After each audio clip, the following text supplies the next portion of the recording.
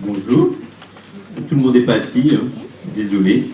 Moi, je suis très content d'être là. C'est une petite histoire assez rigolote, parce qu'au mois de septembre, j'étais dans un CESAD, ici, à Perpignan. Il y avait des gens dans la salle du CESAD. Et puis, j'avais rencontré les familles et elles m'avaient demandé de venir faire une présentation de cette problématique des 10. Alors, je suis doublement content parce que c'est la première fois que je parle à la MDBH. Aussi la première fois que je parle devant une secrétaire d'État, mais bon, comme elle a dit qu'elle était collègue, je suis plus à l'aise. Alors mon parcours, rapidement, moi je suis médecin de rééducation fonctionnelle, c'est les gens qui s'occupent des personnes en situation de handicap. Le handicap, il est situationnel, on verra ça tout à l'heure. Je me suis occupé d'enfants handicapés moteurs pendant une quinzaine d'années. Ces enfants sont allés dans les écoles, je me suis intéressé à la chose scolaire et j'ai commencé à faire des formations. Maintenant, je suis presque plus médecin et beaucoup formateur. Et donc, j'arrête pas de me déplacer pour parler de ces troubles. Voilà. Bon. Alors, on pourrait déjà commencer par ça. Souvent, quand je rencontre des professionnels, en particulier des enseignants qui me parlent des troubles 10, la question c'est qu'est-ce qu'il a et qu'est-ce qu'il faut faire. Et c'est la plus mauvaise façon de commencer. Hein. Il est dyslexique, il faut faire quoi pour les dyslexiques? Non, c'est un enfant particulier, donc ce que je vais essayer de vous parler, c'est d'une démarche. Donc en fait, aujourd'hui, c'est la première fois que je fais ce topo-là, on va parler de c'est quoi les 10, c'est quoi les conséquences des 10, et puis après, j'ai eu envie de vous parler de ce que je rencontre quotidiennement, de la situation de ces enfants, de la situation de ces familles, aussi de la situation de ces enseignants, et comment ça se passe aujourd'hui. Et c'est un constat, c'est pas une critique en soi, c'est un constat. Et puis après, à la fin, on parlera des aides. Puis après, on pourra, en 1h30, je ne pourrai pas tout aborder, malheureusement, mais il y aura les questions, on pourra échanger. Donc on démarre. Donc les 10, c'est quoi? Un 10, c'est quoi? Eh ben, c'est bien un élève en délicatesse avec l'école. Hein, en délicatesse avec l'école. Mais aussi dans les activités de la vie quotidienne. Et moi, j'aimerais bien, des fois, que les parents viennent me voir en disant, vous savez, mon petit, on a parlé d'une 10, et à la maison, c'est pas facile. On parle toujours de l'école, parce que l'école, c'est un enjeu important. Entre 4 et 16 ans, le travail d'un enfant, ben, c'est quand même de réussir à l'école. Et puis, ce ne sont pas tous les élèves en délicatesse avec les apprentissages. Les 10, c'est des troubles spécifiques.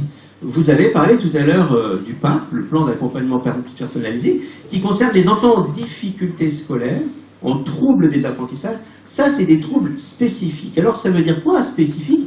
Ça veut dire que les troubles de ces enfants sont graves. Ça veut dire, par exemple, que le petit bonhomme ou la petite bonne femme qui est en CP, eh ben, à Noël de son CP, on se dit quand même, elle n'est pas bien rentrée dans la lecture, hein, consonne simple, voyelle simple, ça avance pas trop, même papa. Et quand on mesure ses performances en lecture, on s'aperçoit qu'elle est dans les 2% les plus faibles. 2%, ça veut dire qu'il y a 98% qui font mieux qu'elle. Donc c'est grave. Mais ça ne suffit pas que ça soit grave, il faut que ça soit durable. Ouais, c'est bon. C'est-à-dire qu'on doit s'imposer de vérifier quelques temps plus tard si elle est toujours dans la panade, si ça patine toujours. Hein, elle a pu faire des progrès en lecture, mais que 18 mois après, en fin de CE1, ses performances en lecture soient toujours dans les 2% les plus faibles. Ce qui fait qu'elle va arriver, la petite Chloé, en CE2, et qu'on va lui donner des consignes normales de CE2, que soit elle ne peut pas les lire, soit elle ne les comprend pas, si elle les lit péniblement. Elle est donc en situation grave de handicap de la lecture. Parce que ne pas être capable de lire ou de comprendre des consignes normales de CE2, c'est une situation de handicap. Parce qu'en plus, elle aura été aidée, la petite Chloé. On l'aura inclus dans un plan personnalisé de réussite éducative. Elle sera allée voir une orthophoniste en libéral. Les autres, pendant ce temps-là, ils ont appris à lire sans aide particulière. En 18 mois, 2 ans, les enfants apprennent à lire dans des conditions tout à fait normales. Donc il y en a, si vous voulez, on fait des tonnes pour eux, et ça avance pas, ça patine, c'est insuffisant. Puis il y en a d'autres, on fait rien de plus que ce qu'on fait d'habitude et ça marche. Vraiment, ça définit une situation de handicap. Constitue un handicap, au sens de la présente loi, toute limitation d'activité ou restriction de participation, donc là, pour les 10, à la scolarité, en raison d'un trouble cognitif spécifique, on va voir ce que c'est, quelque chose de développemental, c'est-à-dire, pour être simple, une panne dans le cerveau. C'est-à-dire que le cerveau des enfants dyslexiques, il ne se développe pas comme ça se développe habituellement dans le cerveau des enfants pour pouvoir apprendre à lire. Et donc c'est très important, parce que les enfants 10, quand ils obéissent, quand ils satisfont aux critères de 10, un trouble grave et durable malgré les aides, ils ont un trouble spécifique, ils sont en situation de handicap. Ce qui veut dire que pour un très grand nombre d'entre eux, c'est le plan personnalisé de scolarisation qui s'impose, et pas le plan d'accompagnement personnalisé. Alors c'est quoi le handicap? Eh bien, c'est la rencontre d'une particularité individuelle et d'une exigence de la société. Au Moyen-Âge, si votre cerveau vous condamne à être dyslexique, vous n'êtes pas handicapé. Parce que personne ne sait lire et écrire.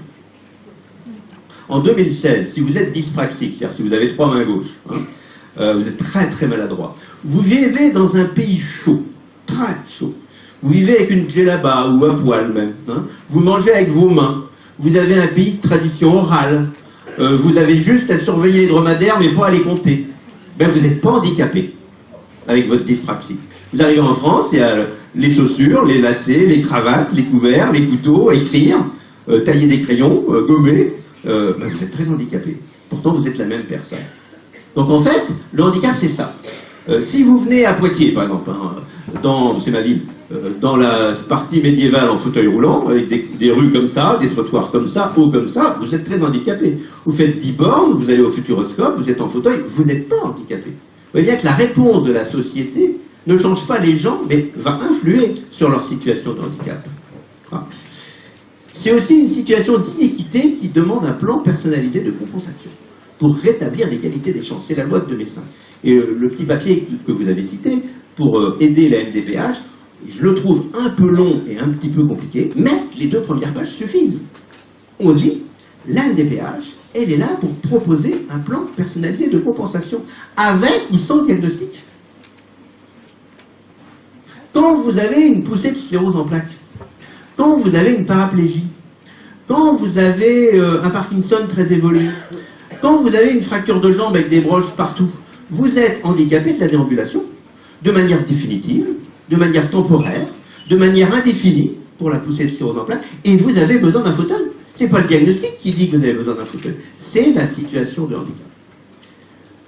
Alors, il y a des critères qui sont plus discutés que gravité et durabilité. C'est premièrement, on lit dans le DSM, le DSM c'est une classification américaine qui s'impose à un peu tout le monde quand même, les troubles des apprentissages ne sont pas mieux expliqués par, moi je trouve ça très joli, c'est pas mieux expliqué par la déficience intellectuelle, c'est quelque chose qu'on entend très souvent, les enfants 10 ne sont pas déficients intellectuels, à condition quand même de mesurer les performances des enfants, et en fait la déficience intellectuelle c'est pas un QI. Surtout quand on est 10, c'est-à-dire qu'on a des bonnes performances dans certaines tâches que font passer les psychologues et des très mauvaises performances dans des tâches, dans d'autres tâches. C'est un petit peu, si vous voulez, c'est comme si on disait, ben, Einstein devait avoir 25 sur 20 en maths, 0 en dictée, puisqu'il paraît que c'était une catastrophe, Einstein. Et donc, il avait 12,5 de moyenne et c'était un élève moyen. Vous voyez que ça ne veut rien dire. Il faut mesurer le raisonnement des enfants. C'est ça qui définit ou pas la déficience intellectuelle. Les enfants déficients intellectuels ne sont pas seulement des enfants qui ne comprennent pas. Il y a plein de raisons de ne pas comprendre. Mais ils ont des difficultés de raisonnement, de logique, d'abstraction. Et on va donc mesurer ça en les mettant face à des tâches qui ne vont pas mettre en jeu ce pourquoi ils viennent.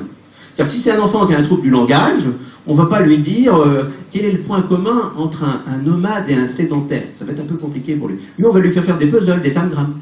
Et puis si un enfant il vient parce qu'il a des difficultés justement de gestes, de réalisation manuelle, d'action, lui, on va lui dire en quoi un train et un avion, c'est un petit peu pareil. Alors je vais vous montrer comment on peut faire. Ce petit garçon ne comprend pas bien le langage oral et ne s'exprime pas. Et on se dit, dans la structure où il est suivi, est-ce qu'il est déficient? Est-ce qu'il ne serait pas autiste? Ou est-ce qu'il ne serait pas dysphasique? Alors, on a dit, tiens, on va essayer de répondre à cette question. En tout cas, au moins la question de la déficience intellectuelle. Donc on va lui faire passer un test où il n'y a pas à parler, où il n'y a pas à écrire, où il n'y a pas à mémoriser et où les éléments visuellement ils sont très simples. Simplement, il va falloir qu'il manipule. Donc avant de commencer le test, je le fais manipuler. Et on ne lui parle pas.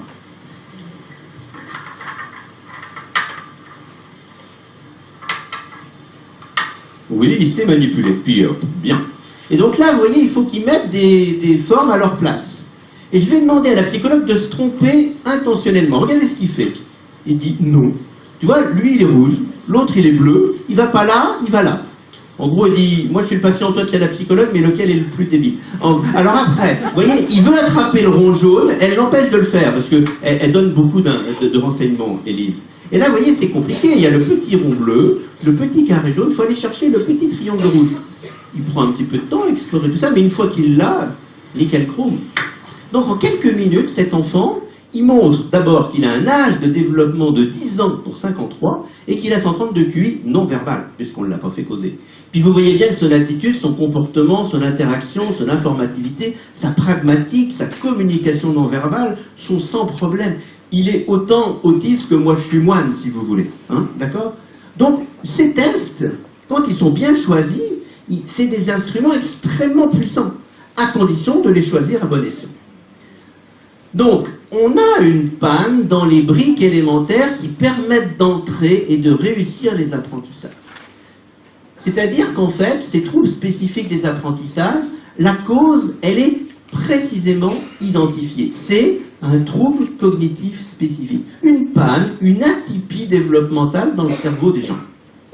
Alors, vous voyez, on va passer rapidement là-dessus, mais l'enfant, il a des potentialités innées, hein, le raisonnement qui est préservé quand on est 10, ça fait partie de la définition, des capacités sociales, des capacités linguistiques, hein, ça permet par exemple de dire je t'aime aux gens, les capacités numériques, le sens du nombre, ça permet de comparer les quantités, c'est pas le calcul exact, ça va être plus loin, des capacités d'attention, de gestion, de planification, exécuter des tâches, les anticiper, les contrôler, les vérifier, changer de mode de procédure quand c'est plus adapté. Ça s'appelle les fonctions exécutives. La mémoire, il y a même deux types de mémoire. Il y a la mémoire, le disque dur, la mémoire à long terme. Et des trucs vachement intéressants, les tables de multiplication, les verbes irréguliers en anglais, la grammaire, la terminaison, voilà. Et puis il y a la mémoire de travail. La mémoire de travail, ça c'est un truc super utile à l'école. C'est qu'en fait à l'école, en temps réel, on a des informations qui nous arrivent. Le maître donne des informations. Il faut les garder dans sa tête un petit peu de temps pour faire un travail dessus. C'est ce que fait Nelson Montfort quand il fait de la traduction simultanée, par exemple. Hein. Vous voyez, le journaliste qui interroge les sportifs français en anglais, hein, pour traduire. Bon, bref. Dans le calcul mental, par exemple, 5, moins 4, plus 3, plus 2. Vous voyez, il faut garder des choses dans sa tête. Certains enfants, ils gardent que deux choses dans leur tête en même temps. Quand ils sont en CE1 et qu'ils doivent lire Rodot, Dindron, ben quand ils arrivent à Dindron, ils ont oublié Rodot. Et tant qu'ils n'auront pas en mémoire à long terme le lexique orthographique de Rodot, Dindron, ils ne pourront pas lire Rodot, Dindron. Donc ce petit outil, quand il est très déficitaire, eh bien, c'est très difficile de réussir à l'école.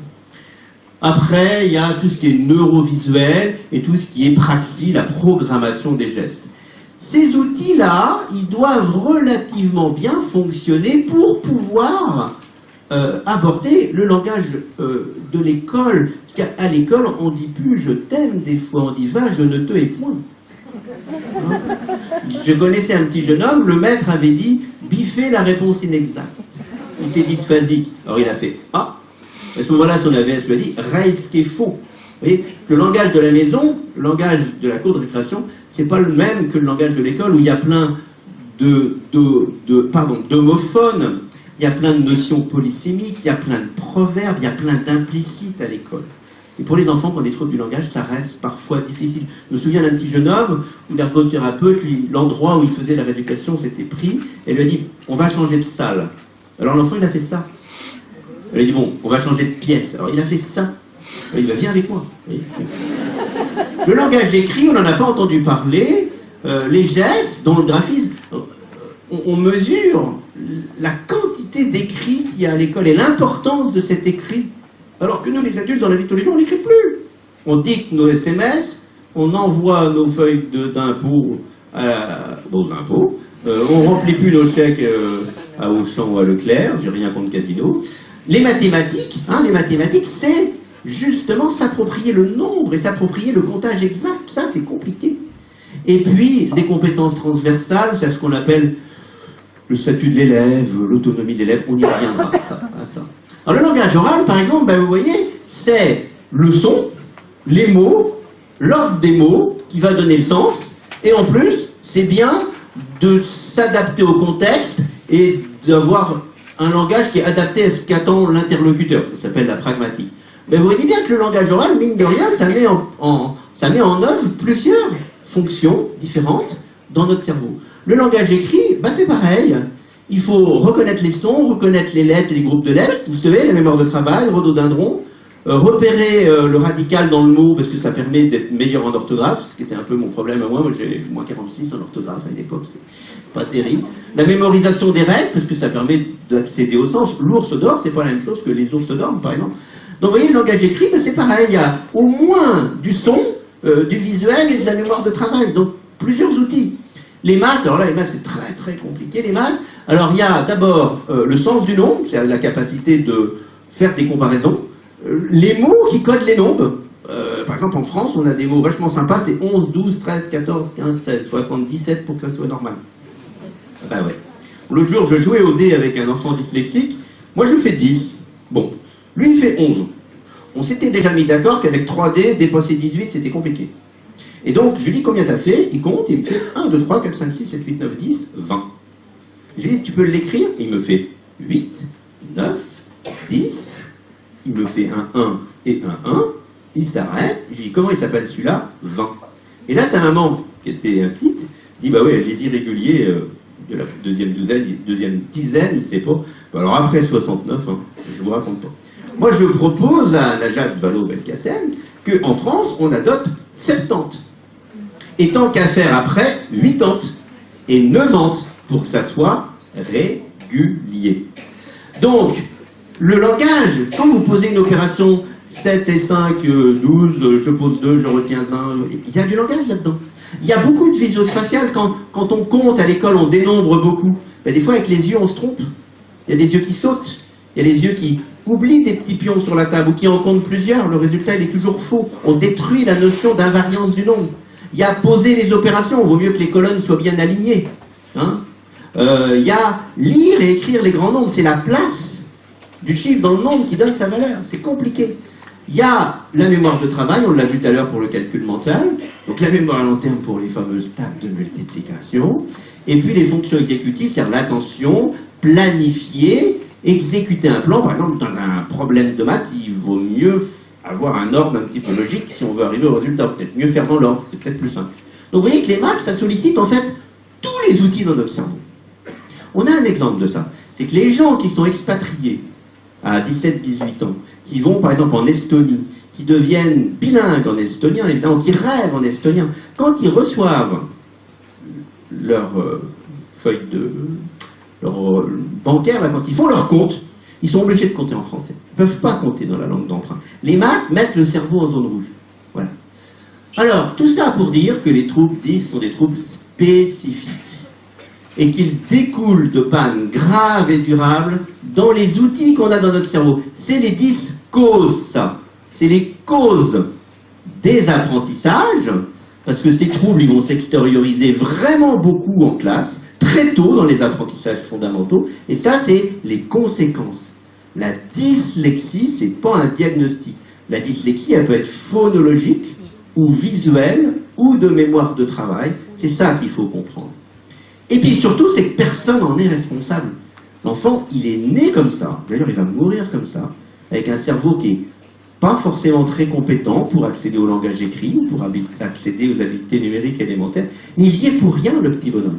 Ses parents non plus, et ses enseignants non plus, la plupart du temps. Alors, deuxième partie, est-ce qu'on tient suffisamment compte de cette réalité des troubles 10? Alors en fait, c'est quoi la conséquence de tous les 10? Eh bien c'est très simple. Parce que les 10, il y en a beaucoup, c'est compliqué, il y a des causes, il y a des conséquences, oh là là là là. Eh bien en fait, quand vous avez un outil dans votre cerveau qui n'est pas très efficace, qui va entraîner un outil scolaire, lire, écrire, maîtriser l'arithmétique élémentaire, c'est des outils au service de la scolarité.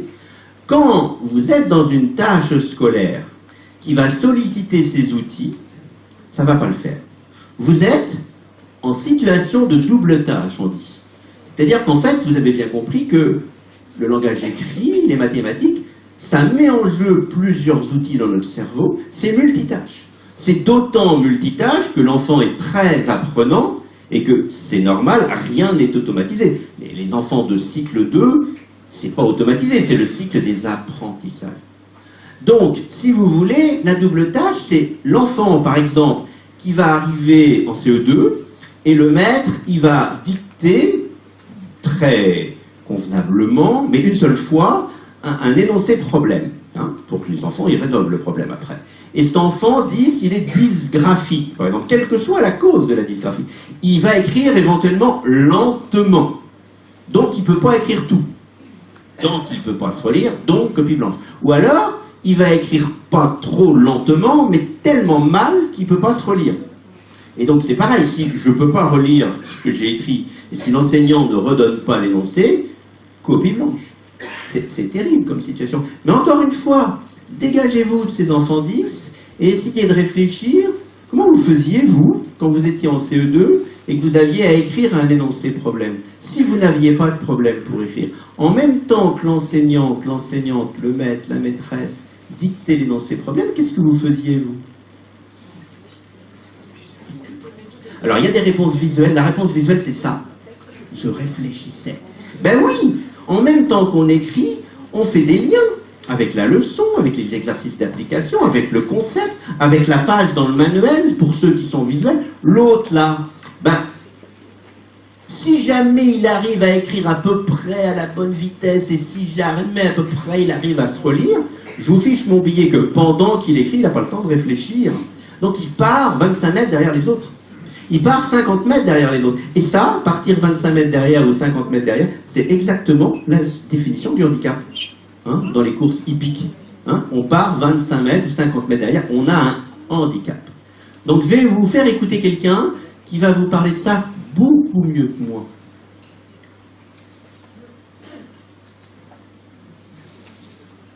L'idée, c'est de soulager l'enfant, de le libérer de certaines tâches qui accaparent son attention et l'empêchent d'aller plus loin. Pour comprendre, on va prendre un exemple. Un enfant qui recopie un énoncé inscrit au tableau n'utilise pas en principe toute sa concentration. Même s'il est très attentif, il a encore du potentiel. En effet, l'écriture pour lui est devenue un geste quasi automatique. C'est d'ailleurs ce qui lui permet de tendre l'oreille tout en continuant à écrire quand l'instituteur ou l'institutrice précise qu'il y a un piège dans l'énoncé. En fait, cet enfant peut accomplir ces deux tâches car l'une des deux est devenue quasi automatique. Prenons le cas d'un enfant dyspraxique maintenant. Chez lui, l'écriture n'a absolument rien d'automatique, au contraire même. Elle requiert toute son attention. Résultat, quand l'instituteur ou l'institutrice précise qu'il y a un piège dans l'énoncé, eh bien il ne l'entend pas. Non pas parce qu'il n'est pas assez attentif, mais parce qu'il est trop concentré sur le tracé de ses lettres. Pour vous donner une idée, c'est un petit peu comme si on vous demandait de chanter la Marseillaise et en même temps de faire une multiplication à 3 chiffres. Essayez, vous verrez, c'est impossible. Ces deux tâches réclament beaucoup trop d'attention. Pour faciliter la vie de ces enfants atteints de trouble 10, il faut justement éviter ces situations de double tâche. À un enfant chez qui le tracé des lettres ou l'orthographe nécessite trop d'attention, on va donner un ordinateur. Le clavier va faciliter la prise de notes. À un autre enfant chez qui les soustractions et les additions nécessitent là aussi trop d'attention, on va donner une calculette. Tous ces outils vont permettre à ces enfants qui ont une intelligence tout à fait normale de raisonner et de réfléchir afin de comprendre et apprendre. On forme les journalistes. Hein. Bon, je vous mets en situation de double tâche. Ceux qui connaissent le film, vous vous la fermez grave.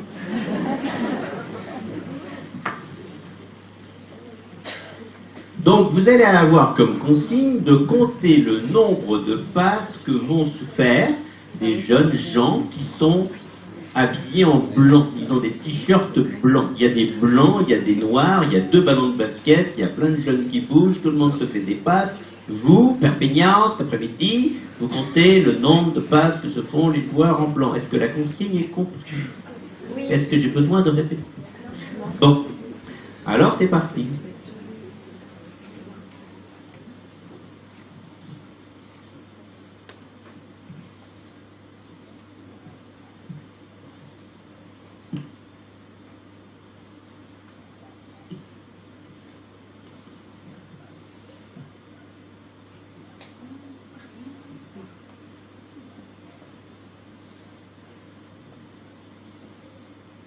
Vous avez la réponse? did you count? Combien?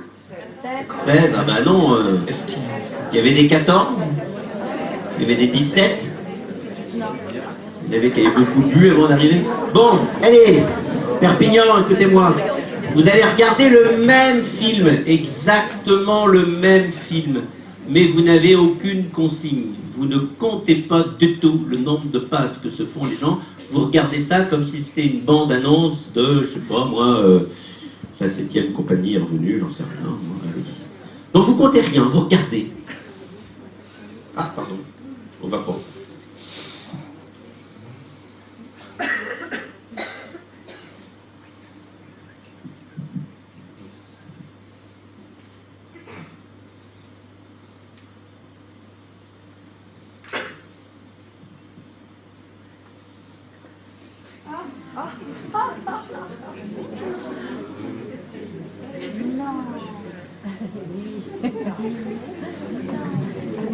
Ben, c'est le même film, hein. C'est exactement le même. Il n'y a pas de trucage. Ah, ça vous fait causer, là, ouais. Il y a de la réaction. C'est la récré. Si je vous avais dit, vous comptez le nombre de passes, si vous ne vous occupez pas de ce qui se passe à côté, vous comptez le nombre de passes, et puis vous avez 14, 15, 16, selon que vous êtes bien réveillé ou pas. Si je vous dis, vous regardez, et s'il y a quelque chose d'un petit peu bizarre, vous levez la main, ben, tout le monde aurait levé la main quand le monsieur qui est déguisé en gorille apparaît. C'est exactement ça la double tâche. La double tâche, ça veut dire que chaque tâche prise isolément est possible. L'enfant, il peut lire, et si on lui lit, il peut comprendre. Ce qu'il ne peut pas, c'est lire et comprendre en même temps. L'enfant, il peut écrire, il peut raisonner sur un problème. Ce qu'il ne peut pas faire, c'est lire et raisonner en même temps. C'est pour ça qu'on dit l'enfant n'accède pas à la double tâche, ou l'enfant est en situation de double tâche. Et cette situation de double tâche entraîne de la lenteur, de la fatigabilité et de la désorganisation. Et ça empêche aussi les enfants, comme on disait, d'accéder au statut d'élève. Le statut d'élève en primaire, c'est se comporter comme on attend d'un élève. Mais quand vous avez un trouble massif de l'attention, quand vous avez un TDAH, comme on dit, c'est un peu difficile. Quand vous avez un gros trouble de l'attention, c'est en maths, c'est en français, c'est en dessin, c'est en chorale, c'est en cours de récréation, c'est à la cantine, et c'est aussi en sport, et c'est aussi chez papa-maman. D'accord? Et on n'accède pas, quand on est collégien, à l'autonomie. Et ça, je ne sais pas si elle est partie, notre secrétaire d'État, mais la catastrophe qu'on va avoir dans pas longtemps, c'est que, à l'initiative des parents, qui font parfois des conneries, on va débaptiser les MDPH pour les appeler MDA, Maison départementale de l'autonomie, sachant que tout le monde se gourre sur l'autonomie. Déjà, le handicap, vous avez vu, il y a une définition précise depuis 2005. C'est pas n'importe quoi le handicap, c'est une restriction d'activité, une limitation de participation, c'est précis. L'autonomie, c'est quoi? Avec quoi on confond en permanence l'autonomie? Avec l'indépendance. Quand vous êtes en CP et que vous allez en activité piscine, si vous savez nager, vous êtes indépendant dans l'eau. Et si vous savez que vous ne savez pas nager et que vous demandez vos brassards, vous êtes autonome psychiquement. L'autonomie avec un AVS, c'est de le demander à bon escient. C'est de dire, moi j'ai 6 heures d'AVS, je suis dyslexique, je n'en ai pas besoin en cours. En cours, je comprends, j'ai juste besoin de photocopie, de polycopier, de ce qu'on veut. Par contre, j'en ai besoin pour les contrôles. Et donc, si vous voulez, c'est assez rare, quand on a 6 heures d'AVS, qu'on l'a le lundi, que tous les contrôles soient le lundi. Hein? Donc les contrôles du vendredi, macage bono. Hein? C'est un peu comme si on disait aux enfants handicapés moteurs, au fauteuil, eh ben tu vas venir au collège en fauteuil que le lundi. Et si on disait aux myopes, eh ben tu vas avoir tes lunettes le matin, mais pas l'après-midi. Non mais, je rigole pas, parce que c'est sérieux. Oui, mais monsieur Pouet, ces élèves, ils sont pris en charge, c'est l'orthophoniste qui va leur apprendre à lire. Ben non, c'est les enseignants qui apprennent à lire. L'orthophoniste, elles améliorent les capacités de déchiffrage des mots. Alors, c'est vrai que les enfants sont pris en charge, et vous voyez, là, c'est un enfant qui va pas être dyslexique, ou qui va pas être dyspraxique, il a un développement typique, comme on dit aujourd'hui, et puis ça, c'est un enfant qui va être dyslexique, ou qui va être dysgraphique, vous voyez, c'est l'enfant dys. Ben, vous voyez bien que quand ils sont petits, c'est assez difficile à 2 ans de dire qu'il va être dyslexique. Bon. Et c'est assez difficile à 2 ans de différencier les crabouillages, hein, les crabouillages d'un enfant qui écrira très mal ou d'un enfant qui écrira bien. Arrivé à un certain âge, par exemple en moyenne section de maternelle, on peut vraiment dire que les capacités graphiques d'un enfant sont gravement déficitaires et on se dit mais, il faut attendre un petit peu pour voir si cette gravité dure, si cette sévérité persiste, d'accord? Si c'est en lecture, par exemple, je vais vous prendre un exemple, mais alors là, caricatural, je m'en excuse, je suis en CM1 et j'ai un niveau de lecture de CP. C'est pas beaucoup, hein? Et puis là, je suis en première et je lis comme un CM1. J'ai vachement progressé. Parce que lire comme un CM1, c'est pas du tout lire comme un CP quand même. Simplement, en première, j'ai l'étranger de Camus à lire. Et bien, quand je lis l'étranger de Camus avec une lecture de CM1, je lis pas l'étranger de Camus. Même des fois, je lis pas Harry Potter pendant les vacances. Les dyslexiques ne lisent pas pendant les vacances. Les enfants, ils ont bien progressé. C'est évident. Regardez, il a même une capacité, cet enfant, quelques mois ou quelques semestres ou quelques années après, qui est supérieure aux enfants qui n'auront pas de problème un petit peu plus tôt. Simplement, ce qu'on a oublié de mesurer, c'est ça. C'est que malgré les progrès, le décalage, il s'est aggravé. C'est ça qui est terrible. C'est ça qui est terrible. Parce que quand je suis en première et que j'ai un niveau de CM1, alors je ne vais pas faire le compte, mais j'ai au moins 6 ou 7 ou 8 ans d'écart. Alors qu'au début, j'en avais 3. Pourtant, je lis mieux. Ça pose des questions. Ça pose des questions de à quoi ça sert la rééducation. Pourtant, moi, je suis médecin de rééducation et je prescrit de la rééducation. Et savoir lire un petit peu, et savoir lire, écrire un petit peu, voire un petit peu plus même, dans la vie de tous les jours, c'est vachement utile. Maman, le directeur il a appelé, il y a beaucoup de commandes, il faut que tu embauches une heure plus tôt. On peut écrire ça sur un petit post-it, c'est utile. Ou je peux lire un mode d'emploi, je peux me débrouiller sur une carte, je peux me débrouiller dans le métro, c'est utile. Autre chose, le compte n'y est pas. On doit mesurer par rapport à ce qui est légitimement attendu par les enseignants. C'est-à-dire qu'un enseignant de première, il ne va pas, de classe de première, il ne va pas attendre que l'enfant lise forcément au niveau de lecture d'un élève de lycée de première, mais il faut qu'il lise comme un enfant qui est au milieu du collège, si on veut qu'il lise l'étranger de Camus, pas comme un enfant qui est au milieu de primaire. D'accord? Donc, les apprentissages fondamentaux, chez les enfants 10, la plupart du temps, restent insuffisamment automatisés. Voilà, c'est pas suffisamment automatisé. Je lis doucement, je lis trop lentement, je lis péniblement, je fais des erreurs. En français, c'est pas très grave, parce que on peut s'asseoir sur une chaise, on peut s'asseoir sur un tabouret ou sur un banc. Par exemple, dans un énoncé scientifique, les mots, ils ont énormément d'importance, et se tromper sur un mot, c'est partir complètement dans un contresens dans un problème. Donc il faut lire exactement et suffisamment vite. Il faut comprendre ce qu'on lit, et éventuellement, même quand on arrive au lycée, il faut comprendre ce qu'on attend de vous dans un énoncé. C'est de la métalecture, c'est compliqué. Et ça, c'est pas la lecture de primaire. Troisième partie, quels sont les enjeux?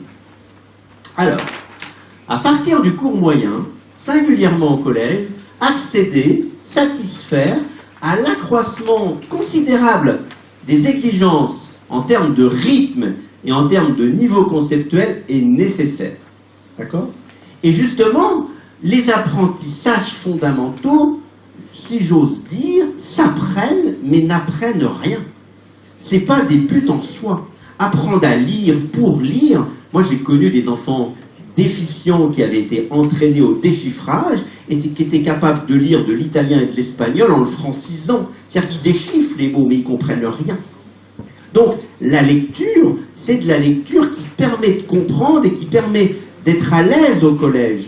Si j'arrive au collège et que, en langage oral, en langage écrit, en graphisme et en arithmétique élémentaire, je patine grave, comment voulez-vous que j'accède à l'accroissement en rythme et en niveau conceptuel qu'il y a au collège? C'est pour ça que je préconise que le cycle 3, qu'on a appelé à une époque cycle de perfectionnement, à une autre époque cycle d'approfondissement, on le nomme, Najat, s'il te plaît, cycle de l'automatisation.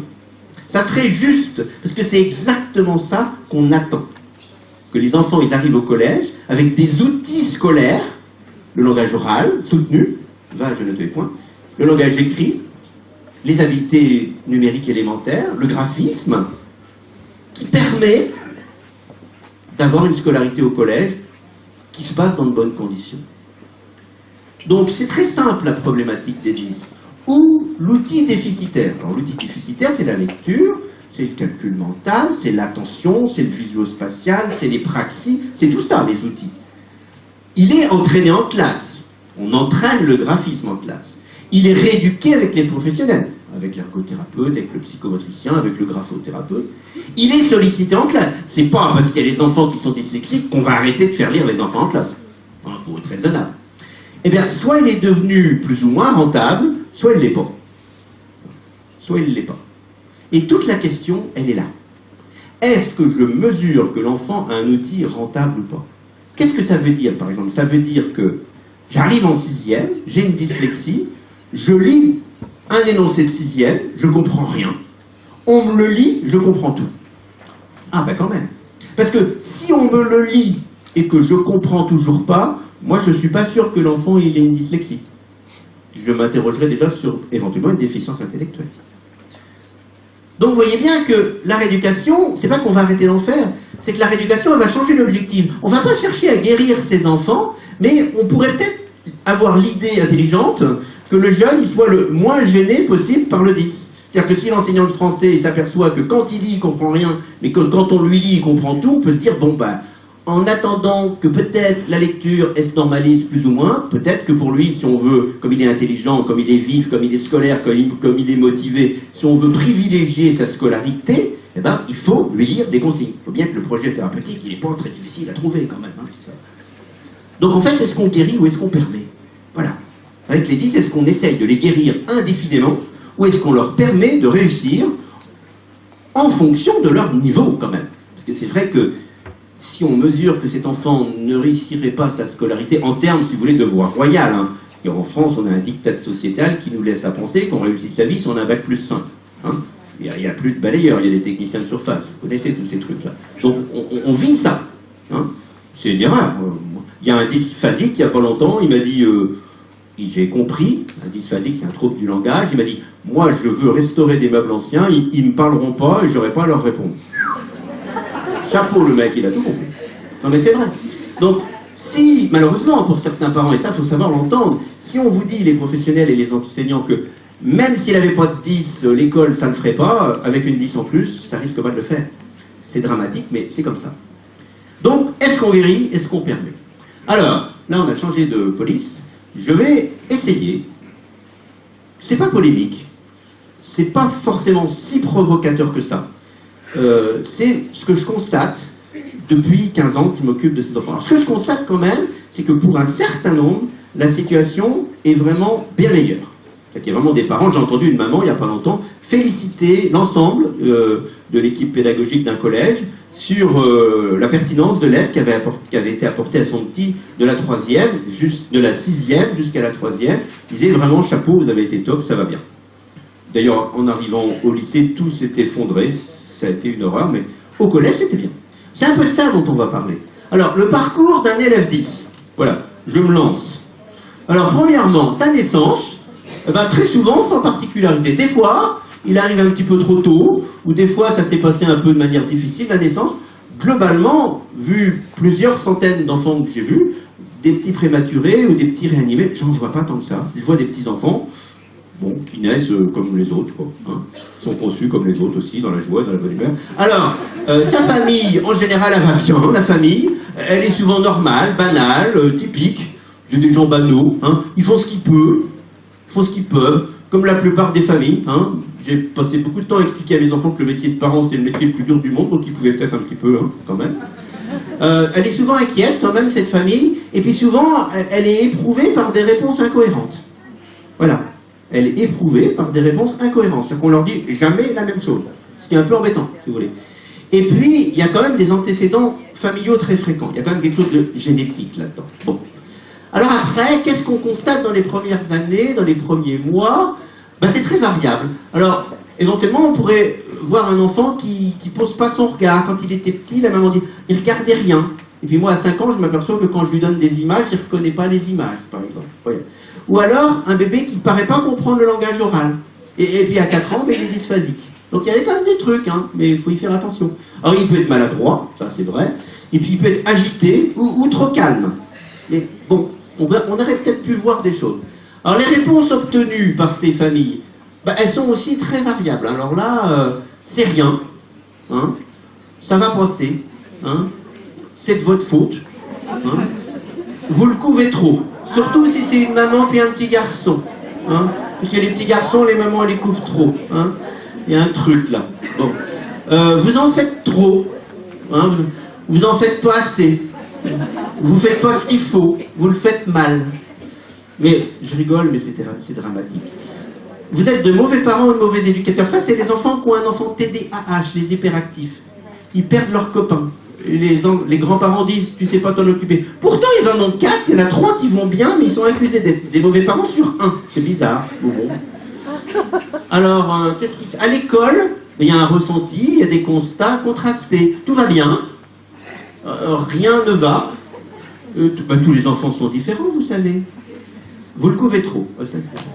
Alors les professionnels, le médecin de famille, ça va s'arranger.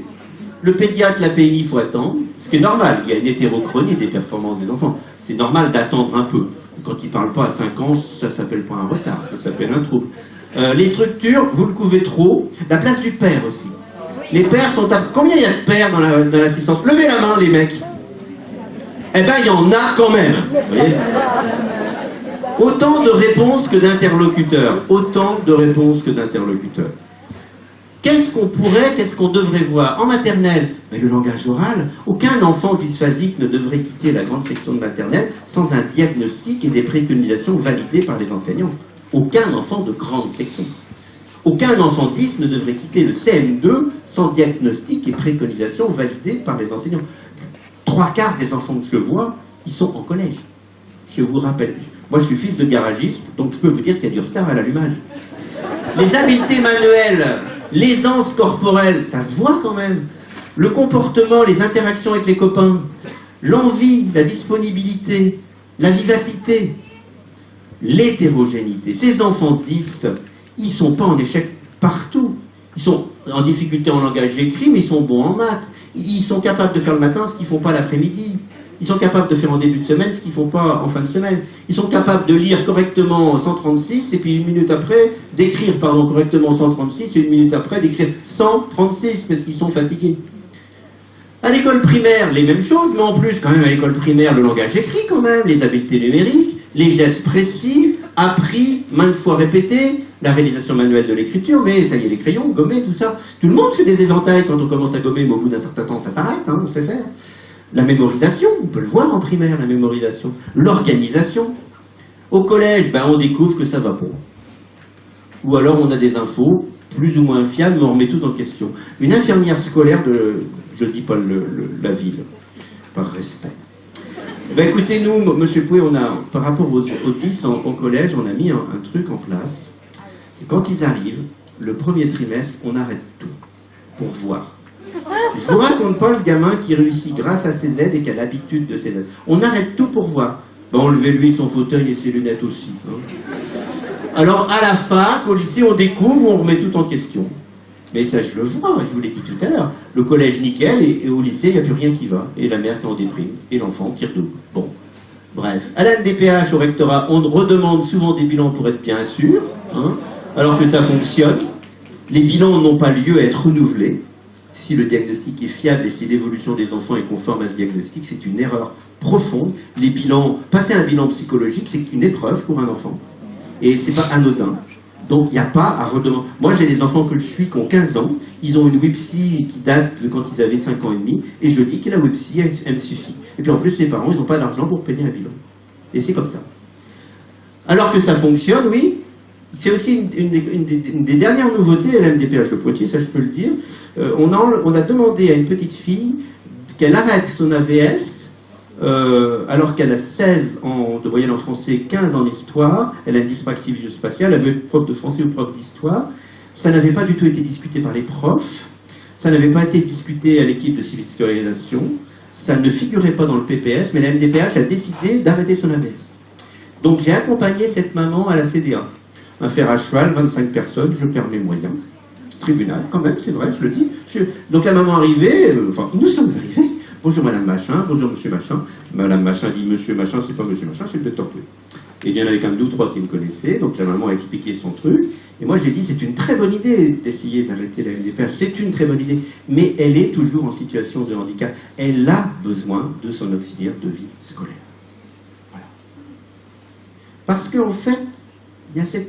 Vous allez, je pense, percevoir cette nuance sémantique subtile entre réussir grâce aux aides ou réussir à cause des aides.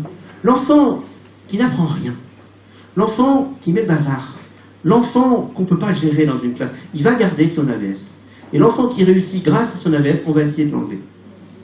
Histoire de faire des économies aussi. Est-ce que tout cela est bien justifié quand même, hein? Ça marche? Bon. Des fois que, oui, je vous ai dit. Il existe trop souvent un déni ou des ruptures. C'est extrêmement préjudiciable pour le jeune qui s'est maintenu jusque-là mais n'y arrive plus, le saut de la 4e, surtout quand il y a des ruptures, était correctement aidé auparavant et ne comprend pas qu'on ne l'aide plus. Le manque de continuité dans le parcours des jeunes 10 est la plus insupportable des injustices. Il vaut mieux être traité de feignant toute sa scolarité, c'est plus facile à vivre. Il n'y a rien de pire que d'avoir, et je l'ai vécu plusieurs fois, des enseignants successifs qui disent lire, écrire, le langage écrit, la lecture, la transcription, l'orthographe, ça n'a pas de sens pour lui jusqu'en 6e, et la prof de français de 5e qui dit avec moi, il va lire et il va écrire parce que moi, je les ai tous fait lire et écrire. Elle ne tient absolument pas compte de ce qu'une bourrouetée d'enseignants ont dit avant elle. Ça, excusez-moi, mais j'ai du mal à comprendre. Donc, il est absolument nécessaire, impératif, de communiquer sur la réalité des 10, qui sont des situations de handicap, et de promouvoir la mise en œuvre d'un processus commun national d'évaluation et d'accompagnement. Donc elle a parlé qu'il y avait à la Haute Autorité de Santé un truc qu'ils vont faire, comment il faut faire pour organiser le diagnostic de machin, là. Et ben, c'est ce que je suis en train d'écrire, moi, une espèce de guide pour que les gens dans les structures, CNPP, CNP, CSAC, CRTL, ils aient quand même un minimum de travail relativement consensuel, cohérent et relativement le même sur l'ensemble du territoire. Alors je ne prétends pas détenir la vérité, mais j'ai eu la chance de travailler dans un CESAT 10 pendant 4 ou 5 ans, et on avait mis en place des outils qui nous permettaient d'avancer avec un minimum de rigueur et un minimum d'efficacité, même si on ne pouvait pas poser des diagnostics pour tout le monde, parce que des fois on ne pose pas de diagnostic. Mais quand on ne pose pas de diagnostic, on peut constater des situations de handicap. Comment réaliser ça avec des postures tellement diverses? Plus encore que la pluralité des approches conceptuelles, c'est les postures des gens qui sont différentes. J'arrive pas à comprendre. C'est comme si vous étiez, c'est le 66 là, vous êtes diabétique à l'insuline, dans le 66, vous passez dans le 11, hein, c'est à côté, on vous dit, ben nous dans le 11, on n'est pas très pour l'insuline. Quand un enfant doit prendre de l'insuline, on aime bien une approche systémique familiale. Hein. Nous on est... Il n'y a pas un rapport au père dans le diabète? Les réponses ou les non-réponses aux 10, elles reposent aujourd'hui sur... Effectivement, la formation, elle est insuffisante. La formation des enseignants, mais la formation des médecins ou des paramédicaux, c'est dramatique. C'est dramatique. Rendez-vous compte que la plupart des orthophonistes aujourd'hui en France, elles font de la rééducation logico-mathématique, alors que le concept même de logico-mathématique, il n'existe plus depuis 20 ans. Bon. La bonne volonté, ça c'est bien, mais c'est pas suffisant. Et les croyances des gens. Les croyances des gens. Nous avons trouvé un pédopsychiatre qui n'a pas voulu lire les synthèses concernant M et qui dit qu'il ne reconnaît pas la dyspraxie comme une maladie. Ce qui n'est pas con, mais il ne la reconnaît pas du tout. Il souhaite que M soit traitée le plus normalement possible et que je m'arrête de m'apitoyer sur son sort. Il pense que même si elle a des difficultés, elle a toutes les ressources pour les contourner et qu'il ne faut pas l'enfermer dans un handicap. C'est vrai qu'elle a 155 du QI, mais elle est quand même dyspraxique. Il pense que je m'inquiète trop pour elle et qu'elle le ressent. Il pense aussi que c'est en lui imposant des choses, en se confrontant à nous, qu'elle va se construire et devenir plus forte. Voilà, c'est une façon de penser. Cette petite qui avait 155 du QI, je propose un ordinateur quand elle est en CM2. La MDPH de la Gironde dit elle n'aura pas d'ordinateur parce qu'elle n'est pas encore en échec scolaire. Et moi je réponds avec 150 de QI, ça peut prendre un peu de temps. Au sein des difficultés d'apprentissage, les troubles 10 sont visibles. Ce ne sont pas du tout des troubles invisibles. Il faut arrêter de raconter des conneries. Un enfant dysphasique qui parle, ça s'entend. Un enfant dyslexique qui lit, ça s'entend. Un enfant dysgraphique qui écrit, ça se voit. ce sont des troubles qui ne sont pas lisibles. C'est-à-dire qu'il y a un manque de formation sur l'origine possible cognitive des troubles. On peut très bien avoir un problème de lecture parce qu'on a un conflit infantile non résolu. J'en suis tout à fait convaincu. Mais avant de mettre en avant ce type de difficulté, il est éthiquement nécessaire en 2016 de vérifier les outils qui permettent à l'enfant d'accéder au langage écrit. Sinon, c'est une faute éthique. On ne doit plus dire au docteur Pouet, quand sa fille était en CP, elle n'apprend pas à lire parce que vous vous êtes séparés avec sa mère, enfin, donc avec mon ex, en CP. Il n'y a pas d'études internationales qui montrent que tous les enfants dont les parents se séparent en CP deviennent des dyslexiques. Bon, je suis en train de me fâcher. Sont-ils reconnus, ces enfants? Ben non, parce que l'abord psychodynamique, Papa Freud, il est prédominant.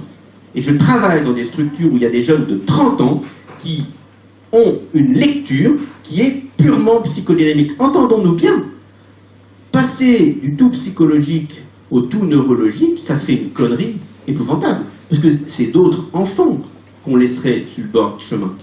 Mais ne pas avoir une attitude d'évaluation des outils cognitifs qui sont nécessaires pour entrer dans les apprentissages par une évaluation neuropsychologique, en 2016, je dis que ce n'est plus acceptable. Il faut donc avoir une véritable double lecture, une lecture plurielle des troubles des enfants. Alors en plus, comme ils ont des troubles de l'alimentation, des troubles du sommeil, des problèmes de séparation, de l'énurésie, du quelqu'un, il dort avec les parents, il fait des colères, il fait des... Comment on voit ça et que c'est toujours mis au premier plan? Ben, c'est normal, on a un abord profondément encore psychodynamique en France. Et c'est un des rares pays. Malgré ces critères de spécificité, parce qu'on ne les recherche pas, parce qu'on n'en tient pas compte, mais les troubles, ils sont soit interprétés au lieu d'être analysés, ils sont niés ou banalisés. Ce qui fait que, comme les diagnostics en France ne sont pas fiables, il y a beaucoup d'enfants 10 qui ne sont pas 10, il y a beaucoup d'enfants 10 qu'on ne dit pas la bonne 10, j'en suis estimé que la moitié des diagnostics sont flous, et beaucoup d'enfants 10 ne seront pas diagnostiqués parce qu'ils rencontrent des gens qui sont dans le négativisme des troubles spécifiques des apprentissages et des troubles cognitifs. Donc il faudrait agir sans délai parce que les 10 sous-estimés, ils sont rattrapés par l'accroissement des exigences. On voit des enfants dyslexiques s'effondrer en 4e ou en première et en terminale parce qu'il y a trop de choses à faire, que c'est trop compliqué, que ça va trop vite et que la quantité les rattrape. Ou alors il y a une prise en charge qui est vraiment effective, mais comme on ne tient pas compte de la rentabilité de ce qui a été rééduqué, eh ben on attend indéfiniment une guérison des enfants qui n'arrivera pas. Donc le risque qu'on prend à temporiser, ben, c'est un échec décalé dans le temps, vous l'avez compris, c'est des propositions d'orientation alors que bien aidé on aurait peut-être pu, mais il y a aussi des orientations qui sauvent des enfants, et heureusement qu'il y a des orientations. Et puis surtout, ben, ça risque quand même pour ces enfants-là de souffrir, de se démotiver, et malheureusement on a aussi un certain nombre de passages à l'acte. Il y a des enfants qui pètent des plombs, et des enfants qui font des tentatives de suicide parce qu'ils ne sont pas compris à l'école. Il n'y en a pas beaucoup, mais il y en a toujours de trop. Donc les obstacles au projet adapté, ne pas tenir compte du handicap, ne pas tenir compte du diagnostic, ne pas tenir compte du pronostic, je vous explique ce que c'est après, ne pas tenir compte de la loi, rester sur ses positions, ses croyances, ses convictions, ses modèles conceptuels.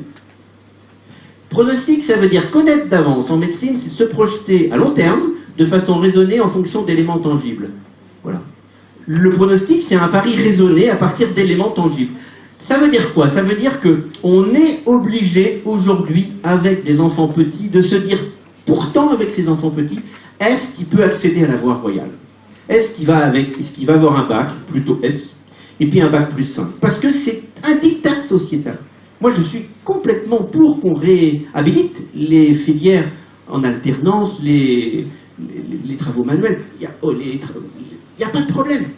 Je veux dire, moi, on me proposerait demain d'être restaurateur de tableaux au Louvre, je serais vachement content. Hein? Bon. Simplement, on ne peut pas dire dans le même discours du ministre de l'Éducation nationale, je vais réhabiliter les formations en alternance et je veux, maintenant c'est plus 80% de gens au bac, c'est 60% de gens à bac plus 5. On ne peut pas tenir ce discours qui est un discours pas cohérent. Donc il faudrait tenir compte, le handicap, si on en tient compte, eh ben, on pense compensation, c'est ce que je vous ai dit tout à l'heure. Je suis handicapé de la déambulation, j'ai besoin d'un fauteuil. Le diagnostic, on s'en fout. Par contre, le diagnostic, il permet les aides ciblées. Si je suis handicapé de la déambulation parce que j'ai un traumatisme crânien, que mes membres supérieurs ne sont pas très efficaces, qu'on pense à un fauteuil roulant électrique et que l'infirmière et l'ergothérapeute disent « Mais attendez, monsieur Pouet, si on le remet sur la voie publique avec un fauteuil roulant électrique, dans 15 jours, il a un deuxième traumatisme crânien. » Et qu'on a rarement vu un deuxième traumatisme crânien guérir le premier traumatisme crânien. Vous voyez bien que le diagnostic, il permet de préciser les aides. Je suis dyspraxique, on me propose un ordinateur, mais manque de peau, je ne suis pas dyspraxique. J'écris mal, mais je suis TDAH. Et j'ai une précipitation. Dès que j'ouvre l'ordinateur, j'appuie sur une touche. Ça va peut-être pas le faire. Vous voyez, le handicap dit il faut faire quelque chose pour compenser la situation de handicap. Le diagnostic dit voilà ce qu'il faut faire précisément. Le pronostic, ben, j'en ai déjà un petit peu parlé, c'est de ne pas se lancer dans n'importe quoi.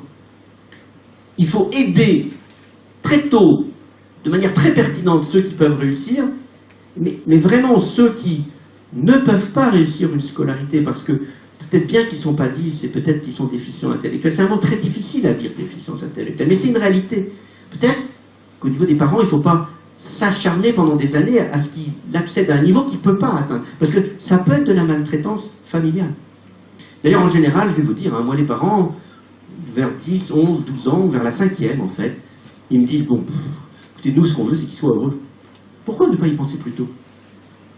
Et puis la loi, eh ben, on écoute, on respecte les partenaires, on évite d'aller au conflit. Comment peut-on faire, au lieu d'avoir des postures comme ça, les 10 j'y crois pas, les 10 ça explique tout, non, les 10 ça explique pas tout.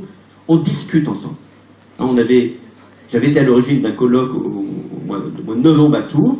C'était le droit des enfants présentant des troubles spécifiques d'apprentissage de bénéficier d'un accompagnement collégial. Ça va être en ligne, donc j'espère un jour.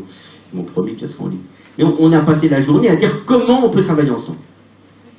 Donc le pronostic, parce que je suis censé quand même vous parler de... C'était quoi le thème les conditions de réussite des 10. Ben, c'est vrai que quand on a une 10 isolée, et ça existe, hein, un enfant qui a une dyspraxie isolée et qui n'a pas de pète au casque et que tout le monde se comporte bien avec lui, ça existe.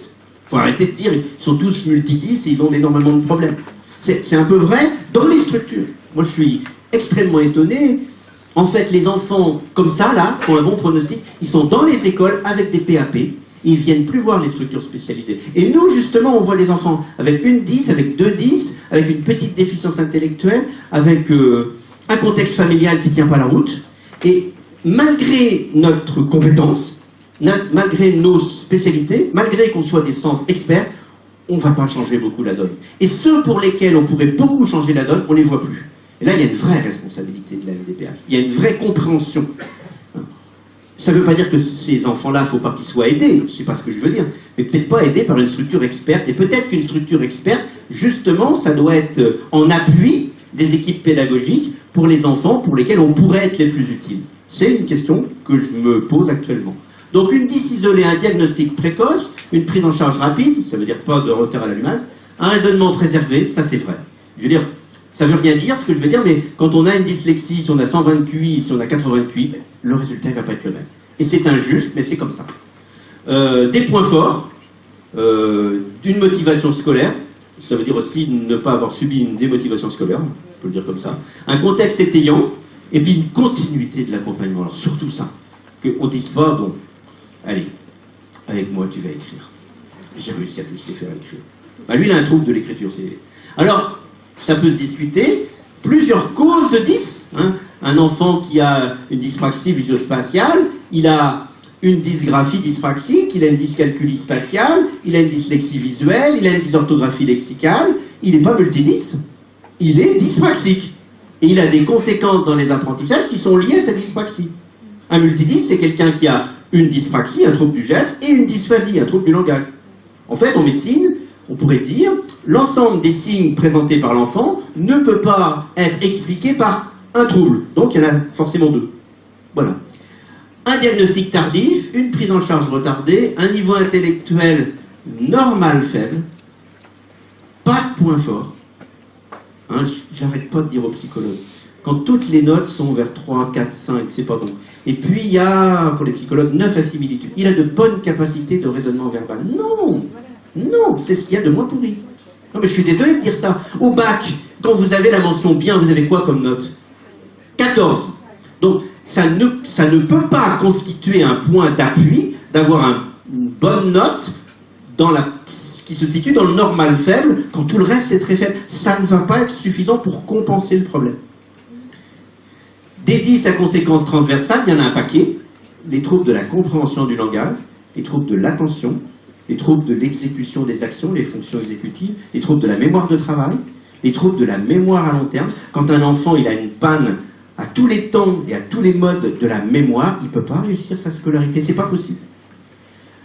Le contexte, alors la souffrance scolaire, le contexte défaillant et la discontinuité de l'accompagnement. Vous voyez bien que je l'ai mis, mais c'est en négatif. Tenir compte des enjeux et définir des objectifs permet de penser les aides. C'est quoi les enjeux pour les enseignants? C'est ce qui se cache sur le plan du programme, sur le plan du concept, sur le plan de la progression scolaire, derrière ce que vous faites. Un enfant qui fait de la calligraphie, même s'il est dysgraphique, il peut faire de la calligraphie. Un enfant qui doit faire une rédaction ou faire une dissertation, s'il ne peut pas écrire, il y a un enjeu scolaire derrière. D'accord? Réflexion sur les aides. Alors, différents types d'aides, c'est très important ça. La rééducation ou la remédiation, c'est utilisé dans l'objectif d'une restauration de la fonction rééduquée. Je rééduque la marche chez le monsieur qui a eu un accident, en espérant qu'il remarche comme avant. Donc, l'idée, c'est de guérir. L'adaptation, c'est faciliter l'activité. C'est l'entourage qui modifie les choses. Les palliatifs, ça permet de contourner le trouble, donc ça compense. Par exemple, on peut rééduquer l'écriture, placer l'enfant près du tableau pour faciliter la copie, utiliser un ordinateur si la quantité d'écrit dépasse les capacités de l'élève. Une dictée à trous, il peut faire. Mettre les marques du pluriel, il peut faire. D'accord? Je le mets plus devant, mais là, il y a une copie double à faire, c'est plus possible. Il prend son ordinateur. Les mesures ne s'excluent pas. On peut rééduquer l'écriture et proposer un ordinateur. Ça dépend des tâches, des enjeux, et puis des objectifs. Où est-ce qu'on va? Par exemple, si un enfant utilise un correcteur orthographique, et si on est en situation de dicter et de réfléchir à l'orthographe, il peut utiliser Antidote, par exemple, ou Medialexie.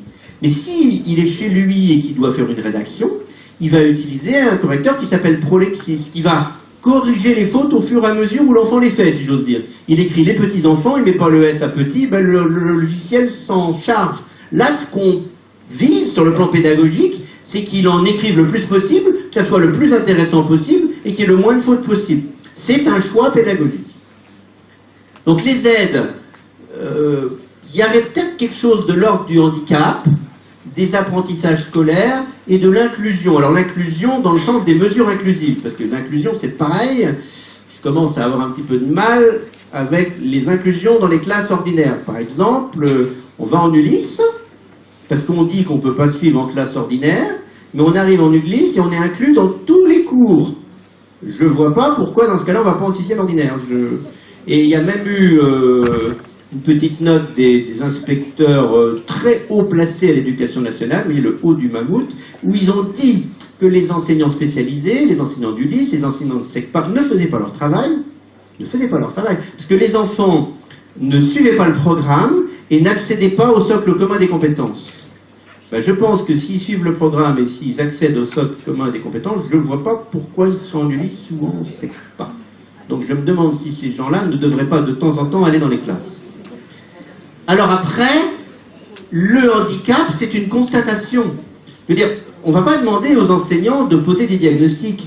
On ne va pas demander aux enseignants de poser des diagnostics parce que ce n'est pas leur rôle, ce n'est pas leur responsabilité, ce n'est pas leur compétence. Mais je peux vous assurer, seul ou à plusieurs, que vous pouvez mesurer la situation de handicap. C'est bizarre. Chloé, elle est vachement vive, à l'oral, elle est très très vive. Quand elle lit, elle comprend rien. Ah ouais, moi je fais la prof d'histoire, l'autre jour je lui ai lu. On avait fait un contrôle. Elle a eu 4. Je l'ai prise toute seule 1 heure. Je lui ai lu les consignes. J'ai écrit à sa place. Et ben, je lui ai mis un 18 bien mérité. On constate le handicap. Par contre, on pourrait peut-être se dire que plutôt que de faire des plans d'accompagnement personnalisés, pour les enfants qui ont des 10 modérés, des 10 simples, qui ont des situations simples, c'était ça ce que visait le pape, peut-être qu'aujourd'hui, ça pourrait être quelque chose qui serait, dont l'éducation nationale se serait appropriée, c'est-à-dire qu'on pourrait peut-être bosser ensemble, et moi je le souhaite ardemment, et d'ailleurs 2 tiers de mes formations, ça va être des enseignants, c'est de se dire, maintenant qu'on a défini les troubles cognitifs, maintenant qu'on a défini ces pannes dans le cerveau qui handicapent les enfants, est-ce qu'on ne pourrait pas essayer d'y répondre en anticipation? C'est exactement ça, le sens de l'inclusion. Avant, les élèves, ils étaient intégrés, c'est-à-dire que l'élève devait s'adapter au système. Maintenant, les élèves, ils sont inclus, ça veut dire que le système s'adapte à l'élève. Il n'y a plus de limite. Enfin, il y a juste la limite... bon. Mais donc, on va essayer de voir ensemble des principes inclusifs. Par exemple, les consignes orales importantes. On ne va pas donner à l'écrit tout ce qui se dit dans une heure de cours. Les consignes orales importantes, l'énoncé problème, pour les petits, les règles de vie de la classe. Pourquoi ne pas les donner à l'écrit? On peut y revenir. Les paroles s'envolent, les écrits restent. L'enfant dysphasique, quand il a un petit peu grandi, quelquefois, il est parfois plus compétent en langage écrit qu'en langage oral. Piffer la réponse inexacte, ça peut l'aider de lui donner à l'écrit, d'accord? Les consignes écrites, alors là, on peut systématiquement les oraliser, ça aide tout le monde. Il faut bien voir que ces principes inclusifs, qui seraient une première étape pour l'éducation nationale, c'est pour aider le maximum d'élèves. Moi, j'ai ma belle-fille qui est prof d'art plastique à Garges-les-Gonesse dans le 9-5, je peux vous dire qu'il y a des boulots, hein. Parce que s'il y avait que des 10 dans la classe, ça serait simple. Il y a énormément d'enfants qui sont en difficulté. Donc ces principes inclusifs, l'idée c'est qu'ils aident tout le monde, dont les 10. D'accord? Ils vont aider tout le monde, dont les 10. Alors on pourrait, par exemple, améliorer les supports visuels. Pour ceux qui connaissent Rémi Brissot, qui est un didacticien des maths absolument génial, les supports de Brissot, il y en a partout. Il y a tellement de choses que pour compter, c'est pas possible. Il y a trop de choses, c'est trop serré. Souvent, dans les manuels de collège que je regarde, c'est mieux que dans des manuels de primaire où je peux vous assurer qu'il y a énormément d'informations et que même l'enfant qui n'a pas des troubles oculomoteurs ou neurovisuels, certes, l'enfant normal, si j'ose dire typique, c'est compliqué, il y a trop de choses. Les énoncés, eh ben, peut-être que les profs de maths, si on en a dans la salle, je suis désolé, pourraient prendre conscience que l'enfant qui a un trouble du langage oral, langage écrit, il a peut-être les moyens d'accéder au concept de mathématiques qui est visé, mais que l'aspect phrastique, l'aspect langagier de l'énoncé va le bloquer. Il ne va pas dépasser le traitement de la phrase. Moi, je me souviens que dans ma boîte à bac, le lycée Camille-Guérin à Poitiers, il y a 42 ans maintenant, vous pouvez des Renat si vous voulez, eh bien, il y avait un prof qui nous donnait un énoncé et qui disait, il y a aussi un énoncé simplifié. Si vous avez besoin de l'énoncé simplifié, vous pouvez y aller. Il avait tout compris, le mec, il y a 42 ans. Vous comprenez ce que je veux dire? Si l'enfant il est bloqué au niveau du traitement de la phrase, il ne va pas accéder au concept mathématique. En fait, du français, on en fait en français, et en maths, on fait des maths, en gros. Voilà. Alors, une trace permanente des cours, ça aussi. Moi, ça m'est arrivé quand même de passer 3/4 d'heure en équipe de suivi de scolarisation dans les années 2010-2012 pour savoir si Chloé devait avoir des photocopies. Voilà. On est 25 ou 15, tout le monde est payé, c'est rentable ça. C'est-à-dire, le gamin qui se casse la gueule au ski, le gamin qui fait une grippe, il peut avoir une trace des cours à disposition. Qu'est-ce qui empêche Najat de dire demain, j'exige que dans toutes les salles de cours, que dans tous les cours, les enfants, ils aient une trace. D'ailleurs, vous m'aviez dit, non, c'est à Narbonne ça. À Narbonne, il y avait une psychologue qui m'avait dit, cette année, dans le collège de mon fils, tous les élèves de 6e, ils ont eu une clé USB avec tous les cours, de tous les profs, dans toutes les matières, pour toute l'année. Donc, celui qui est absent, ou alors on photocopie celle qui écrit le mieux. Hein? Et on écrit, c'est pareil, il y a aussi des trucs que j'aime bien, c'est il faut que tout le monde participe à aider le plus handicapé, donc on va faire des photocopies, mais tous les jours, ça sera un élève différent. Au lieu de dire on va photocopier celle qui écrit le mieux. En général, celle qui écrit le mieux, c'est les filles qui écrivent le mieux. Ah ouais, mais je l'ai vérifié, moi j'ai fait passer 400 dictées quand j'ai fait mon test de dictée. Les filles, elles écrivent. Ils vous projettent des dictées de garçons et des dictées de filles, mais vous vous tromperez pas. Alors, l'accès possible pour tous les élèves à des postes informatiques, bah c'est sûr que l'enseignant que j'avais rencontré un jour, un enseignant freiné, il disait, ah ben mes collègues ils m'ont dit, on va avoir une salle informatique. Et moi je leur ai dit, ah bon? Dans notre groupe scolaire de primaire, là, on va avoir une salle informatique? Bah ouais. Alors il avait dit, ah bon, parce qu'en 2012, on va avoir une salle informatique, mais le mec qui met le ton, qui laisse le doute. Ce qu'il a dit en fait, il a dit, ah est-ce que dans notre école, les élèves ils vont aller à l'informatique, comme on va à la piscine, comme on va au cinéma, comme on va en transfert, comme on va au futuroscope, comme on va au zoo de la flèche? Moi, j'ai besoin de 4 ordinateurs dans le fond de ma classe en permanence. Vous vous rendez bien compte que l'enfant qui a un ordinateur pour la première fois et qu'ose pas le sortir devant les copains, si le mec, ça fait des semaines qu'il dit il y a des ordinateurs dans le fond de la classe, ils sont à la disposition de qui en a besoin à n'importe quel moment, ça va être quand même un peu plus facile. Donc, est-ce qu'il doit y avoir des salles informatiques à l'éducation nationale ou est-ce que les ordinateurs, ils doivent pas être dans la classe 4 ou 5, j'en sais rien, 3 ou 4, ça dépend des budgets. Des contrôles de 45 minutes en début d'année. Si on fait des contrôles de 45 minutes, ben, on peut voir ceux qui ont besoin de plus de temps. Qu'est-ce qu'on me dit, moi? On me dit, Monsieur Michu me dit, Monsieur Pouet, mais si je fais le tiers-temps, ils vont arriver 10 minutes en retard, en anglais, chez Madame Michu, mon ex, qui m'embête déjà avec la pension alimentaire. Hein? Ben oui, donc on fait des contrôles de 45 minutes et on voit ceux qui ont besoin de plus de temps. Et comme ça, le médecin scolaire qui doit statuer sur un tiers-temps, il a la preuve qu'en classe, c'est le cas. Donc l'orthophoniste le dit, le médecin le dit, le psychologue le dit, l'enseignant le dit. 5 minutes de réflexion avant de débuter, histoire d'aller voir biffer la réponse inexacte et de lui demander ce qu'il a compris. Et puis vous, là, ça vous est jamais arrivé de démarrer à fond la caisse un exercice et 5 minutes avant la fin de vous dire « Merde, je me suis trompé, j'ai pas le temps de recommencer ». Ça serait utile, 5 minutes de réflexion avant de commencer la rédaction. Je fais que mon brouillon. Et je dirais même que, d'un point de vue pédagogique, si on se dit, ensemble, que l'idée, c'est de mesurer l'accès au concept des gens, on peut leur donner les consignes, les laisser travailler 5 minutes, et au bout de 5 minutes, dire « Qu'est-ce que j'attends de vous ?» On n'est pas obligé non plus de tout le temps vouloir piéger les élèves.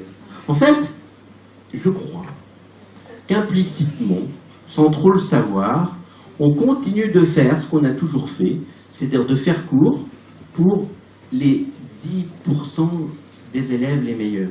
Et que justement, l'enquête PISA, ce qu'elle montre, c'est que l'écart s'agrandit. Donc le problème, c'est pas finalement de continuer à faire cours pour les 10% des élèves les meilleurs, c'est que dans l'évolution d'aujourd'hui, le nombre d'enfants qui ne peuvent pas suivre augmente. Il est là le problème. C'est qu'on met de plus en plus d'enfants en difficulté. Et puis surtout, mais ça c'est la cerise sur le gâteau, ben c'est qu'on pourrait dire le français c'est bleu, les maths c'est rouge, tous les cahiers, tous les classeurs, tous les livres, même l'icône dans mon ordinateur c'est rouge, et même éventuellement la salle du prof de maths, parce que certains dyspraxiques visio-spatiaux, au mois de février, ils ne savent toujours pas où elle est la salle du prof de maths. C'est bon. Alors, seconde étape, une fois qu'on aurait pensé comme ça, qu'on pourrait avoir une attitude facilitatrice, inclusive pour tous, dont les 10, on serait peut-être plus à même de faire le petit pas qui reste pour dire mais ceux-là, ils ont des troubles spécifiques et il faut que j'en tienne compte. Mais là, évidemment, on est de l'ordre des fonctions déficitaires, on est de l'ordre du diagnostic, donc on est de l'ordre de l'échange d'informations et du partage. Parce que par exemple, il y a certains enfants, on a dit, il y en a qui ne reconnaissent pas les images, il y en a qui ne reconnaissent pas les sons de la langue, il y en a qui ne reconnaissent pas les lettres, mais il y en a qui ne reconnaissent pas leurs doigts. Ça s'appelle l'agnosie digitale. Mais ceux-là, ils ne peuvent pas compter sur les doigts. C'est impossible. Ça donne ça. 1, 2, 3, 4, 5, 6. C'est pas possible, là. Et donc, il ne s'agit pas de dire on va arrêter de faire compter les enfants sur leurs doigts, parce que c'est quand même une mémoire de travail externe directement disponible, puis c'est un peu la base 10, les doigts, c'est assez pratique. Le boulier, c'est pas mal non plus.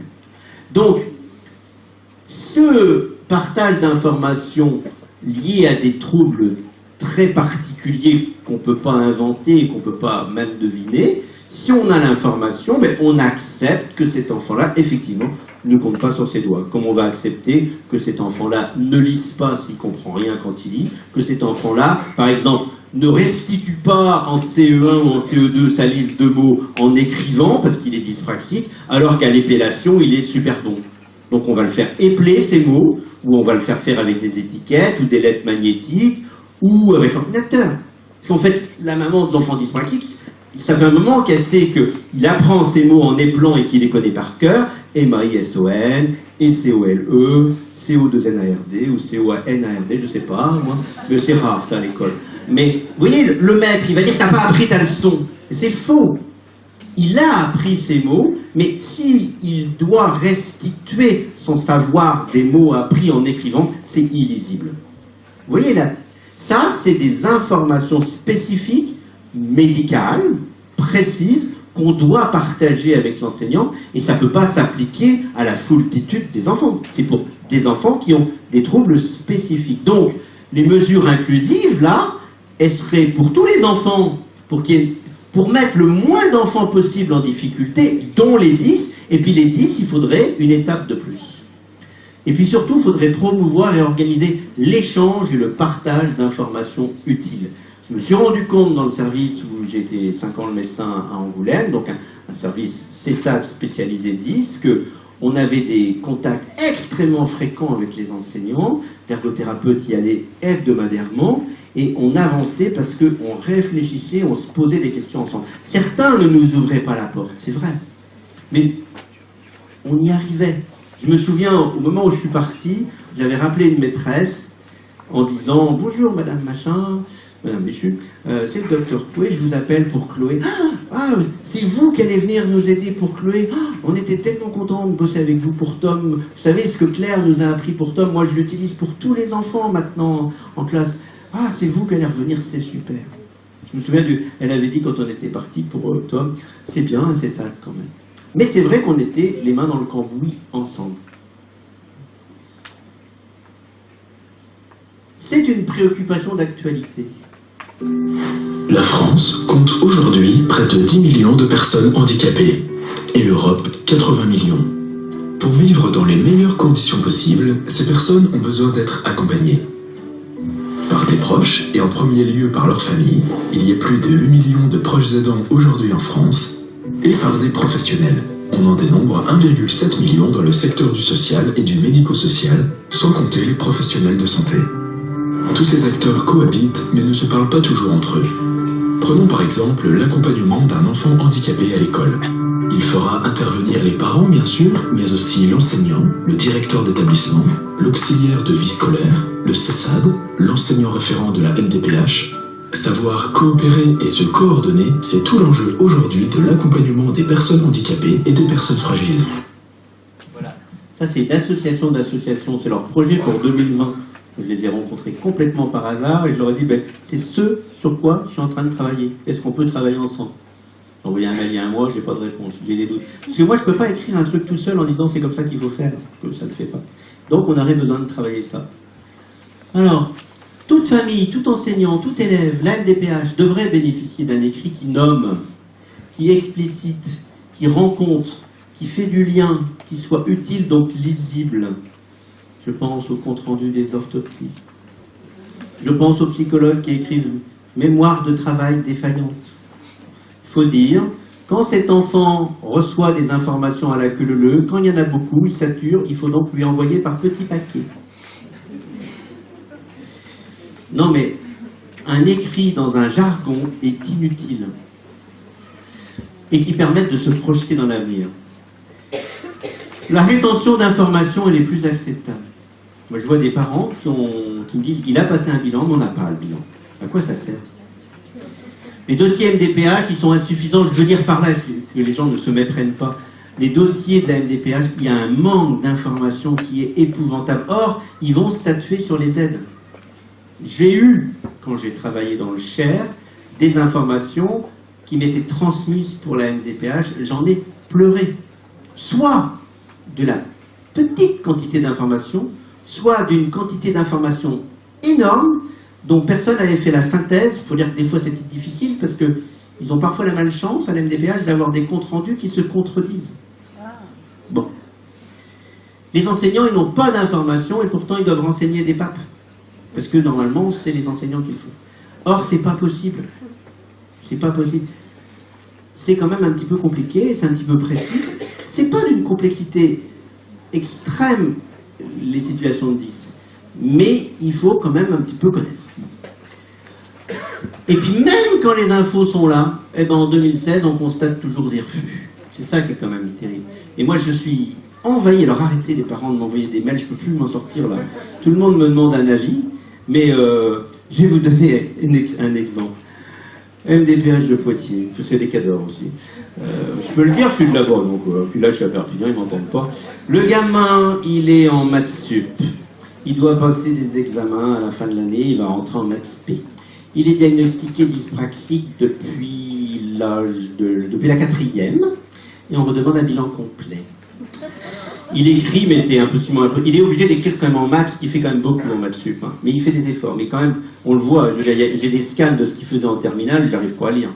Un bilan complet. Je dis, demandez donc à l'orthophoniste qu'elle statue toujours sur une situation de handicap en graphie, en calligraphie, en écriture manuelle. Ce qu'elle fait, il leur faut des chiffres à la MDPH.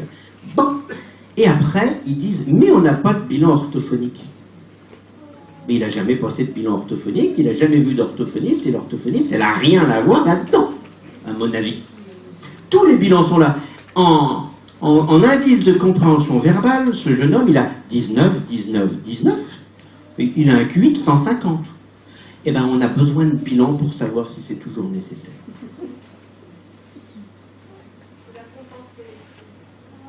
Peut-être.